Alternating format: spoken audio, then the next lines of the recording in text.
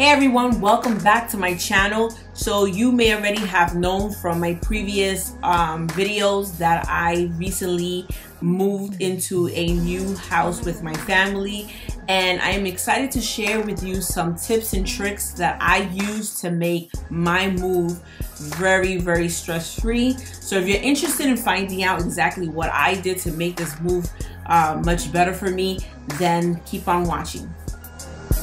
Alright guys, so the first thing you want to make sure is research your movers. Make sure they have awesome rates. Make sure that the date that you're moving they have available, that they have the size truck that you would need, and the equipment that you will also need for your move. My husband and I were fortunate enough to find these guys. They were awesome.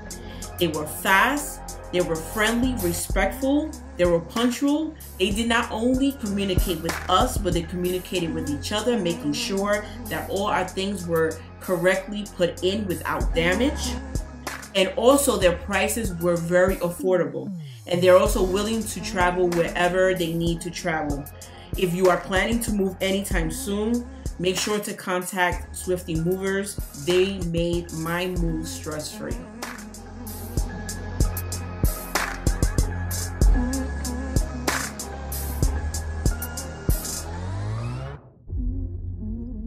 All right, so after doing my research on the movers, I would sit down with a piece of paper and I would take notes of every room that I have. I'll put a date on each room where I will start to I will end my packing.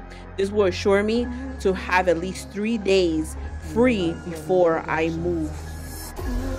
Also, this is your opportunity to call places like your credit cards, phone company, cable, places that need to have an address change, or places that need to be disconnected. This is your chance to just list it and have that in paper so that you don't forget to get that done. All right, so one thing I do for my moves is I usually designate a room for boxes. One thing I do not like when moving is to have all these boxes all over the place. You have to push it, you got to jump over it to try to get to something. So what I do is I empty out one room and then I just take all the boxes and I put it in that one room to make the process way better.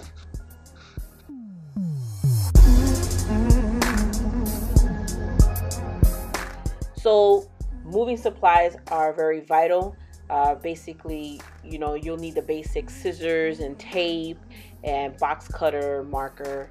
But one thing that has helped me a lot is these color coding labels. I give each and every person in the household a color, and not only do I know who it is, but it's also easy on the eyes. And if there's something huge like, you know, for a kitchen or a specific box that doesn't need a color coding label, then I'll use this white. So I just want to come in here and just add one more thing to the labeling.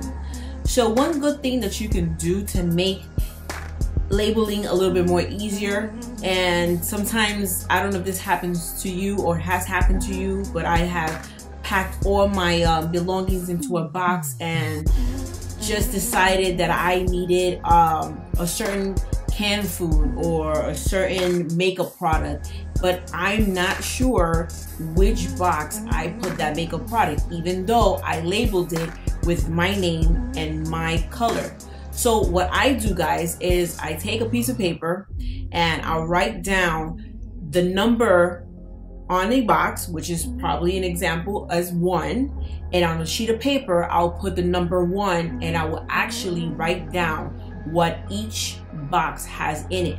So in case I am in need of some makeup product or maybe something for the house, but I need that specific one, I'll go down my list and I'll see that box number 1 that belongs to me has what I need, or maybe box number 3 has what I need. So that's another good tip that you should try.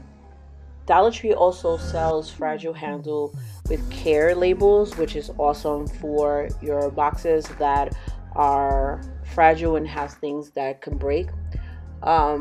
Boxes are something that you will also get from, you know, any supermarket or store that, you know, are willing to give it to you, instead of you going to Home Depot or Walmart to purchase your boxes. I think that's an awesome way of getting boxes. Ziploc bags are very important. It was to me in the process of moving.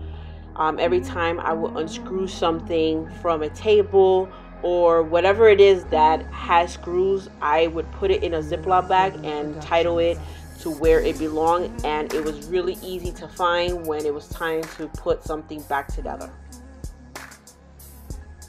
If delivery is not an option because you don't got the cash for it, then I recommend meal prepping. Meal prep your food before you start this whole moving process. There's nothing like feeling starving after a long day of moving and not being able to find anything to eat. So if you're gonna do anything, make sure you meal prep before you start the whole process.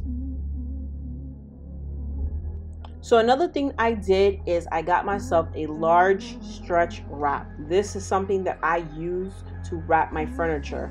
I have beige furniture, and it was scary to feel that my furniture would get messed up in the process of any kind of move. But this is actually a good way to wrap your furniture and make sure that it does not come back damaged or dirty. Bubble wrap is something else that is awesome to use to wrap any kind of glass or plates. You can also use your linen. Linen is something that I use for all my things.